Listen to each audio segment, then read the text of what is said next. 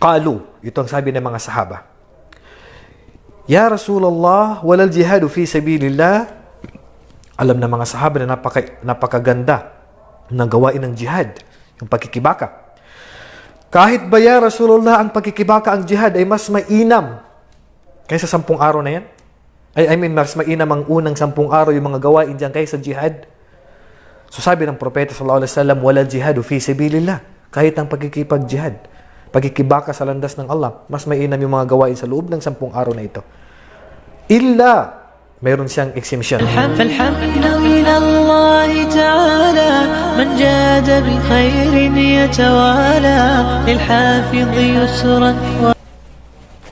الحمد لله والصلاة والسلام على الأتمان الأكملان على عبده ورسوله وخليله وأمينه على وحيه نبينا وحبيبنا محمد وعلى آله وصحبه أجمعين.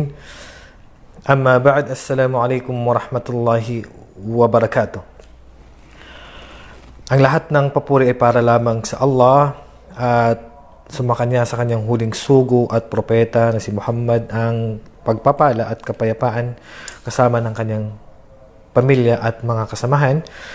Ngayon mga kapatid ay papasok na po ang unang 10 araw ng Dhul Hijjah. At lingid sa ating kaalaman na napaka-espesyal ang unang 10 araw na ito, na kung saan ay marami po sa atin ang hindi po alam kung ano po yung napapaloob dito sa unang 10 araw ng Dhul Hijjah.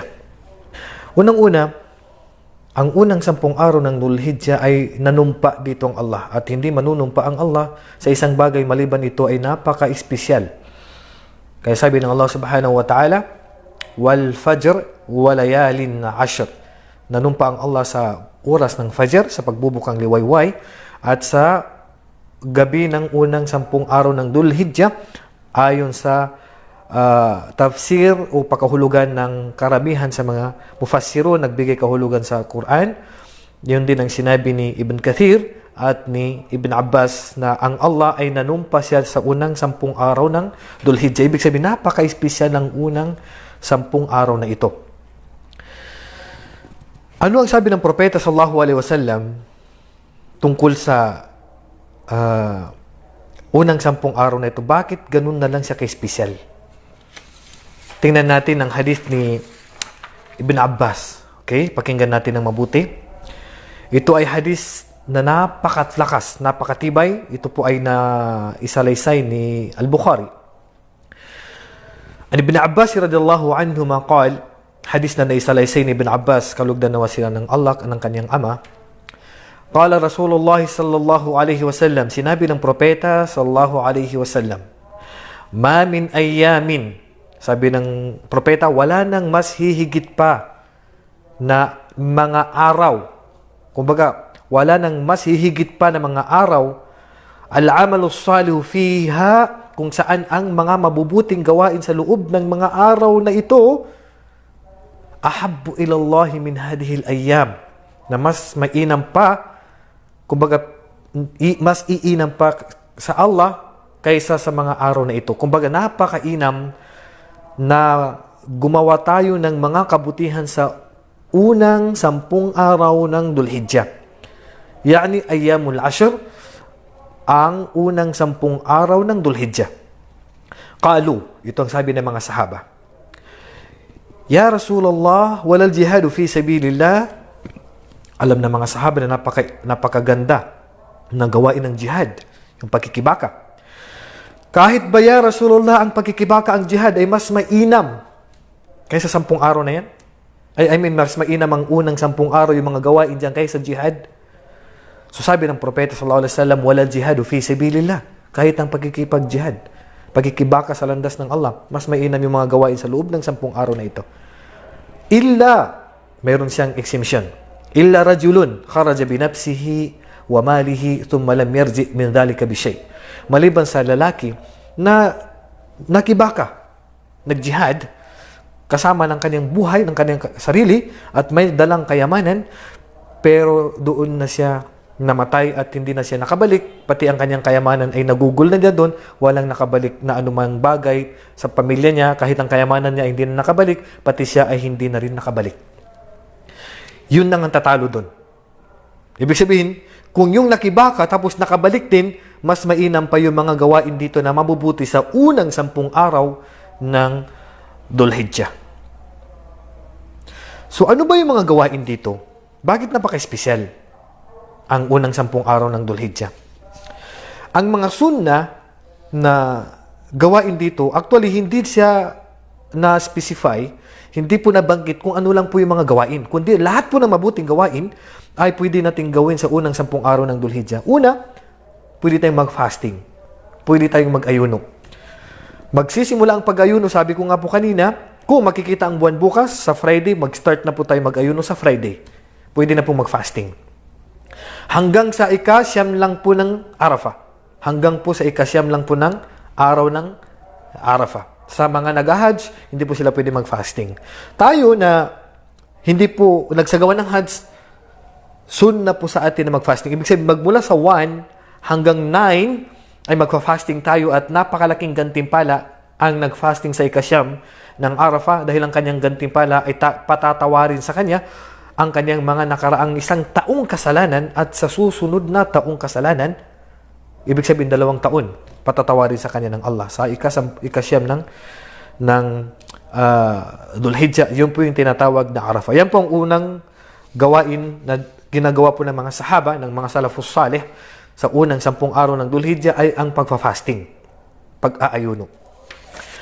At isa pa sa mabubuting gawain nila sa araw na yan is dinadamihan nila ang pagsasala ng sunnah.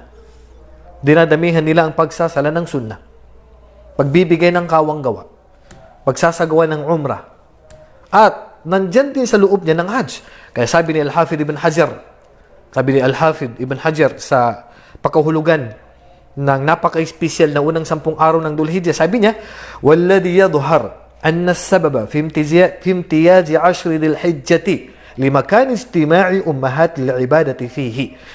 Ang nakikita, sabi niya, na dahilan sa pagiging espesyal ng unang 10 araw ng Dhul-Hijjah dahil naipon dito ang halos mga dakilang mga mabubuting gawa katulad ng sala, pagsasagawa ng sala, katulad ng fasting, katulad ng pagbibigay ng kawang gawa, katulad ng Hajj, at hindi ito naiipon sa mga araw na maliban dito. Nandito sa loob niyang umrah, nandito sa loob niyang Hajj, nandito sa loob niyang pagkate ng udhiyah, yung pag-ali ng hayop, nandito sa araw niyang Arafah. Pwede ka pang mag-fasting sa loob nito. So napakaraming mabubuting gawain kung saan napaka-espesyal ang mga gawain sa araw na yan. Natalakay natin yung nakaraan, nakasama dito, kapag po nakapag-intensyon kayo na kayo ay mag-aalay sa Idul Adha, bawal na po sa inyo magputol ng kuko, bawal na po sa inyo magbunot ng buhok. Yan po ay sa kakatay. Pero yung hindi naman po kakatay at hindi naman po mag-hajj o hindi naman po magkakatay, hindi po bawal sa atin na magputol. Kasi may nabasa po akong ganun na para bang lahat ng Muslim, bawal lang magputol ng kuko pagpasok ng unang 10 araw ng Dhul-Hijjah. Mali po yun. Which is mali yun. Hindi po ganun ang explanation. Bawal magputol ng kuko at magbunot ng saan mang parte ng ating katawan ng buhok, hindi po sa ating lahat pag pumasok na po yung unang 10 araw ng Dhul-Hijjah. Mali po yun. Ang tama po, ikukorek lang natin kung sakali na mali yung pagkaunawa ng iba, kapag nag-intensyon ka na mag-aalay ka, magkakatay ka ng kurban, tinatawag natin na kurban, magkukurban ka, o mag-aalay ka ng udhiyah, o kakatay ka ng hayop sa Idul Adha, pag nakapag-intensyon na po kayo, bawal na po magputol ng kuko sa taong nakapag-intensyon na may plano. Pero tayo na wala namang planong kakatay, pwede namang magkupit, pwede magputol ng kuko. Hindi po tayo saklaw. Hindi po tayo sakop ng mga pinagbawalan. Yung pong pag-ibahin po natin, yung may intensyon na kakatay at walang intensyon na kakatay. So, magkaiba po ng batas yun. Ha? Hindi po ibig sabihin na pagpasok ng unang 10 araw ng Dhul-Hijjah, bawal lang magputol ng kuko, bawal lang maggupit. Mali po yun. Hindi po totoo yun. Ang tama po, kung sino lang po ang nakapagplano na mag-alay, sila lang po yung mga pinagbawalan na magputol ng kuko. Ano pa yung mga sunna sa araw na yan? Ang sunna dito, katulad ng sinabi ng propeta sallallahu alaihi wasallam, ما من أيام أعظم عند الله ولا أحب إليه العمل فيهن من هذه الأيام العشر. Wala nang masihigit pa sa Allah, para sa Allah, na o kaya kalugod-lugod para sa Kanya na ang mga gawain dito ay napakainam sa unang 10 araw ng Dhul-Hijjah. Wala nang mas mainam pa. Kaya sabi ng Propeta sallallahu alaihi wasallam, "Fa'akthiru fihinna min at-tahlil wat-takbir wat-tahmid." Kaya damihan sa unang 10 araw ng Dhul-Hijjah, mga kapatid, ito po nawawalang sunnah. Nawawala po ito. Damihan natin na pagsabi na, Allahu Akbar, Allahu Akbar, La ilaha illallah, Allahu Akbar, walillahil hamd. Yan po, uulit-ulitin po natin yan sa unang 10 araw ng Dhul-Hijjah. At yan po ay ginawa ni Ibn Umar, ginawa po ni Abu Huraira sa palengke, sa daan, sa kanilang higaan, sa masjid.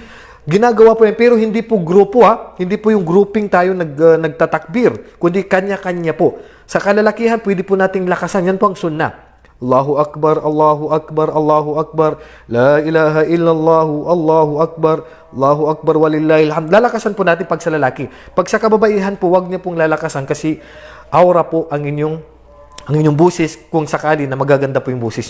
Ang sunnah po sa kababaihan is hindi po nilalakasan ang kanilang busis. Ulitin ko, ang unang 10 araw ng Dhul-Hijjah, sunnah po na mag-fasting tayo, sunnah po na magbigay tayo ng kawang gawa, sunnah po na magtakbir tayo sa unang 10 araw ng Dhul-Hijjah. Lahat ng mga mabubuting gawain gawin natin, pagbabasa ng Quran, lahat po. Tuloy-tuloy po, Miss Tarhata, Sister Tarhata Datu Iman, ay tuloy-tuloy po hanggang 9.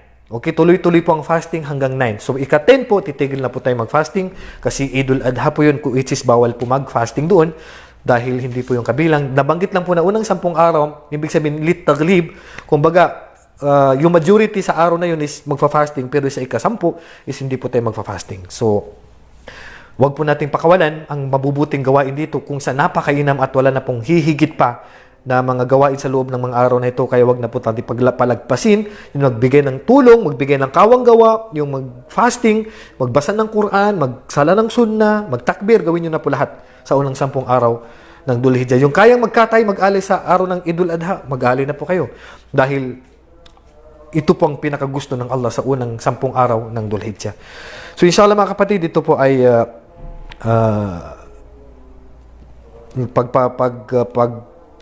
paliwanag lang po natin sa ating mga kapatid kung saan ay hindi po nila alam yung tungkol po sa bagay na ito. Naway nakadagdag po ito sa ating kaalaman sa mga kapatid natin na hindi masyadong nagagawa ang sunnah sa unang 10 araw ng Dhul-Hijjah. So wallahu a'lam wa sallallahu ala nabiyina Muhammadin wa ala alihi wa sahbihi ajma'in. Assalamualaikum warahmatullahi wabarakatuh.